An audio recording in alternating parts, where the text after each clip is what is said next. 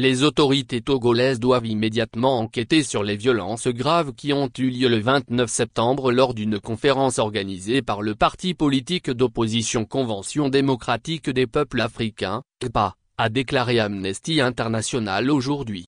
Au cours de l'événement tenu à Lomé, plusieurs personnes, dont des députés et des journalistes, ont été blessés et ont dû recevoir des soins médicaux après qu'un groupe de personnes a lancé des objets sur le public et en direction du podium. Guy Marius Sagna, membre sénégalais du Parlement de la CEDEAO, a été évacué de la salle avec une commotion cérébrale. Selon des témoins, les membres des forces de sécurité présents à proximité de l'événement ne sont pas intervenus. Il s'agit d'une attaque inacceptable contre les droits de réunion pacifique et à la liberté d'expression. Une enquête immédiate et indépendante est nécessaire pour faire la lumière sur l'inaction des forces de sécurité et pour traduire en justice les responsables de ces violences, a déclaré Samia Rada, directrice régionale d'Amnesty International pour l'Afrique de l'Ouest et l'Afrique centrale.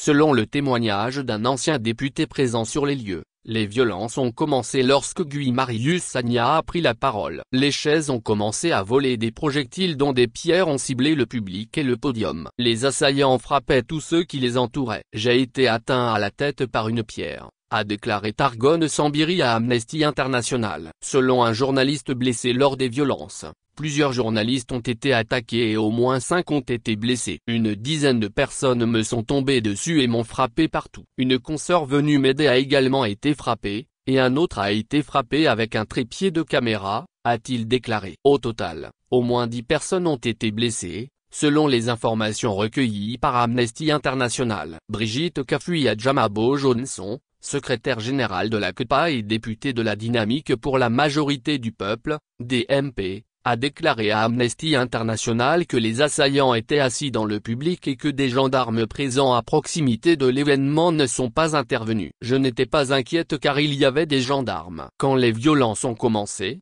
des gens sont allés les interpeller mais ils sont restés de marbre. Nous qui étions à la tribune étions ciblés, a-t-elle déclaré. Dans un communiqué de presse publié le 30 septembre, le directeur général de la police nationale a annoncé l'ouverture d'une procédure judiciaire, tout en précisant que les organisateurs de la conférence n'avaient pas jugé utile de saisir les autorités compétentes pour bénéficier d'éventuelles mesures de sécurité.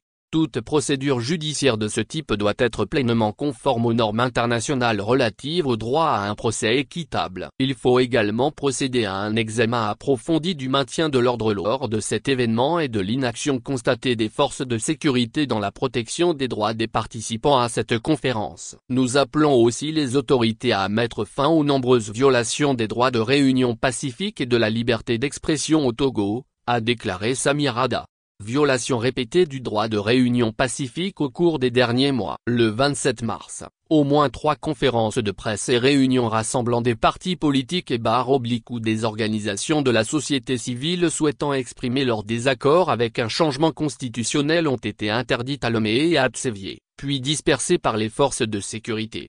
En avril, 9 membres de la coalition d'opposition dynamique Monseigneur Kepodzro, DMK, ont été arbitrairement arrêtés pour troubles aggravés à l'ordre public, puis relâchés quelques jours plus tard, tandis que les autorités interdisaient plusieurs manifestations prévues par des partis politiques et des organisations de la société civile. Le gouvernement a accusé les organisateurs des manifestations d'avoir des intentions violentes pour justifier les interdictions, citant des informations concordantes et fiables.